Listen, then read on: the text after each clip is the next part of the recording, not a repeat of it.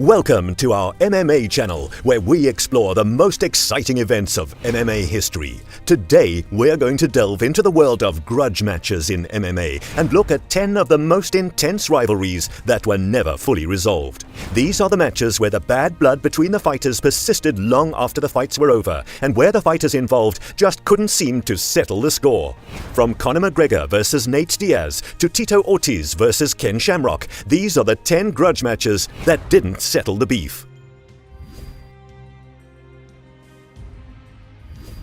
One of the most intense rivalries in MMA is the one between Conor McGregor and Nate Diaz. These two fighters had a heated feud that produced some of the most exciting fights in the sport's history. The first bout between the two was not planned, with Diaz stepping in to fight McGregor on short notice at UFC 196. Despite being a late replacement, Diaz shocked the world by submitting McGregor in the second round. The two fighters faced off again at UFC 202 in a rematch that saw McGregor come out on top via decision. However, even after the second fight was over, the bad blood between the two fighters continued to simmer. Another long-standing rivalry in MMA is the one between Jon Jones and Daniel Cormier. Their fights were a pleasure to watch due to their vast skill set and high fight IQ. These two fighters have a history of physical clashes, verbal wars, and social media spats. An onstage brawl preceded their first bout at UFC 182, which Jones won via unanimous decision. Jones won the rematch at UFC 214 by third-round stoppage, but the result was flipped to a no contest after he tested positive for a banned substance. Cormier subsequently regained the belt and captured another with an upset of heavyweight champ Stipe Miocic. Despite being widely regarded as two of the greatest fighters of all time, the unresolved grudge match between Jones and Cormier leaves MMA fans wondering what might have been. Just when it seemed that the grudge between Jon Jones and Daniel Cormier had simmered down, DC once again stoked the fire. With Jones making his highly anticipated heavyweight debut and securing a win over Cyril Gane, Cormier couldn't resist the opportunity to take another jab at his old rival. In an interview, Cormier boldly declared that he could not in good conscience consider Jones to be the greatest of all time due to his repeated issues with the law and PED use. TJ Dillashaw and Cody Garbrandt are two fighters who were once teammates but eventually became bitter rivals. Dillashaw was known for his incredible footwork and technical striking, while Garbrandt possessed stopping power and impeccable timing. Their rivalry began when Dillashaw left the Team Alpha male gym in Sacramento, California to train elsewhere. This opened the door for Garbrandt's emergence as a top fighter, setting the stage for an epic showdown between the two. The two fighters faced off in a pair of fights that would go down in MMA history. In both bouts, Dillashaw showcased his superior technical skills, knocking out Garbrandt each time. However, the bad blood between the two fighters continued to simmer long after the fights were over. Although Dillashaw has since retired, their rivalry will always be remembered as one of the most intense and fiercely contested in MMA. Their battles in the octagon were a testament to the incredible skill and determination that both fighters possessed, and it's clear that they will always be remembered as two of the sport's greatest rivals. Anderson Silva and Sonnen had a heated rivalry that led to two epic battles, with Silva winning both fights. Anderson Silva and Sonnen had very different styles inside the octagon. Silva was known for his lightning-fast striking and his ability to finish fights with devastating accuracy. Sonnen, on the other hand, was a master of wrestling, using his grappling skills to dominate opponents and control the pace of the fight. Despite their contrasting styles, the rivalry between the two fighters was fueled by more than just their skill sets. Sonnen was also notorious for his trash talking, often using his quick wit to get under the skin of his opponents. In the lead-up to his fights with Silva, Sonnen took things to another level, relentlessly taunting and belittling the Brazilian fighter in interviews and press conferences. While Silva never engaged in trash talking, he let his fists do the talking inside the octagon. Sonnen's wrestling dominance nearly led to a stunning upset in their first fight before Silva pulled off a last-minute submission. In their second fight, Silva showcased his Amazon striking by landing a devastating knee on Sonnen and finishing the fight via punches. Despite Silva's victories, the bad blood between the two fighters continued to simmer, with Sonnen continuing to take shots at Silva in interviews and on social media.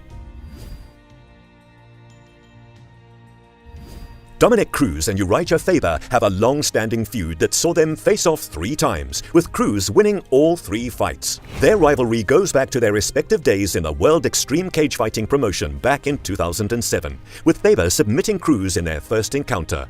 Cruz got his revenge 4 years later, and the delay of the rubber match because of Cruz's injury woes led to even more time for insults, allegations of performance-enhancing drug use, and suggestions by Faber that the UFC should enhance safety measures to make sure Cruz made it to the fight in one piece. Cruz got the last laugh and the final win in the trilogy bout at UFC 199, but the bad blood between these 2 fighters continued to exist long after the fights were over. The rivalry between Ronda Rousey and Miesha Tate is one of the most legendary in women's MMA. It all began in Strikeforce, where Tate called out Rousey for not deserving a title shot, and Rousey fired back by saying she was bored by watching Tate's highlight reels. Their first fight ended with Rousey submitting Tate in the first round, but their feud didn't end there. After transitioning to the UFC, Tate was given a title shot when Kat Zingano withdrew due to injury, leading to a rematch at UFC 168. Rousey again forced Tate to submit in the 3rd round, solidifying her status as the top bantamweight in the world. Even after Rousey retired following her loss to Amanda Nunes, and Tate retired after a subsequent defeat, the grudge match between these 2 MMA legends remains one of the most talked about rivalries in the sport. Tito Ortiz and Chuck Liddell were 2 of the biggest stars in MMA during the sport's early days. Their rivalry began in the late 1990s and early 2000s when both fighters were competing in the UFC's light heavyweight division. They began as friends and training partners, but as they rose through the ranks, it became apparent that they would have to fight. Ortiz has established himself as the best light heavyweight fighter in the UFC, winning the title in 2000. Liddell had a lower profile, but was beginning to make waves with his knockout power. After Liddell helped Ortiz prepare for a fight against Victor Belfort, they distanced themselves from each other as they knew that they would have to fight sooner or later. Their first fight took place at UFC 47 in 2004, with Liddell dominating from start to finish and knocking out Ortiz in the 2nd round.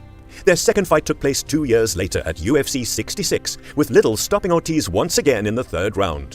While the 2 would meet again outside the UFC in 2018, where Tito Ortiz would revenge his 2 losses, their rivalry had lost some of its luster as both fighters were past their prime. Their styles were different, with Ortiz being a ground and pound fighter and Liddell a striker. The training sessions between the 2 were the stuff of legend, with rumors flying about what happened behind closed doors. Ortiz has said he was hurt by the way everything went down, and that he and Liddell are now acquaintances rather than friends. For many fans, no other rivalry has matched the intensity of Liddell and Ortiz's. They were both at the top of their game and had mutual respect for each other, which made their feud all the more compelling. The fact that they fought 3 times only adds to their legacy as 2 of the greatest fighters in UFC history. Jorge Masvidal and Ben Askren had a heated rivalry that was short-lived but intense. It all began when Askren, who was undefeated at the time, was traded to the UFC from one championship in late 2018. Askren immediately called out Masvidal, a veteran fighter who had been in the UFC for several years. The tension between the 2 fighters quickly escalated, with Masvidal taking issue with Askren's trash talk and his perceived lack of respect for the sport. Masvidal also took exception to Askren's wrestling-based style, which he felt was boring and lacked excitement. The stage was set for a showdown between the 2 fighters, which took place at UFC 239 in July 2019.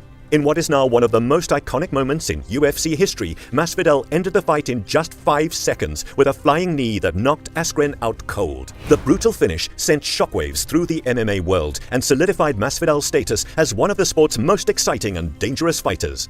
And as you can guess, the bad blood was never officially squashed. Israel Adesanya and Alex Pereira have a storied history in combat sports, with Pereira holding a definitive 3-0 lead over Adesanya across 2 kickboxing bouts and their recent MMA matchup. In their most recent encounter, which took place last November, Pereira knocked out Adesanya in the 5th round to become the new UFC middleweight champion. However, Adesanya is determined to avenge his loss and reclaim the title in their upcoming rematch at a pay-per-view event on April 8. During a recent media scrum, Adesanya revealed that his motivation for the fight goes beyond the title, stating that he just wants to beat Pereira. Despite the losses, Adesanya believes he has been doing enough to win each time they've faced off and expects the 4th meeting to play out similarly, with a different ending. He plans to stick to his usual strategy and trade with Pereira, promising to do more in the fight. If Adesanya is victorious, the UFC will face a dilemma, as Pereira would have a strong case for an immediate rematch, given his previous wins over Adesanya. However, Adesanya believes that a win over Pereira will put an end to their rivalry, with Pereira potentially moving up to light heavyweight in the future. Nick Diaz and Joe Riggs had a heated rivalry that began in the early days of their careers in the UFC. Their first meeting took place in 2006, where Diaz lost by disqualification after he hit Riggs with an illegal knee. The bad blood between them escalated when they faced off again in a highly anticipated rematch in 2006. Diaz won the fight via unanimous decision, but it was the post-fight brawl that became the most memorable moment of their rivalry. After the fight, Diaz and Riggs got into a physical altercation backstage, which resulted in Diaz reportedly hitting Riggs with a hospital bedpan. Their rivalry continued outside of the octagon, with both fighters trading insults and taking shots at each other in interviews and on social media. Diaz even went as far as to claim that Riggs had taken performance-enhancing drugs before their rematch, which only added fuel to the fire. Years later, Diaz and Riggs would reconcile and even train together, but their feud remains one of the most talked about in UFC history. And that's our list of the 10 grudge matches that didn't settle the beef.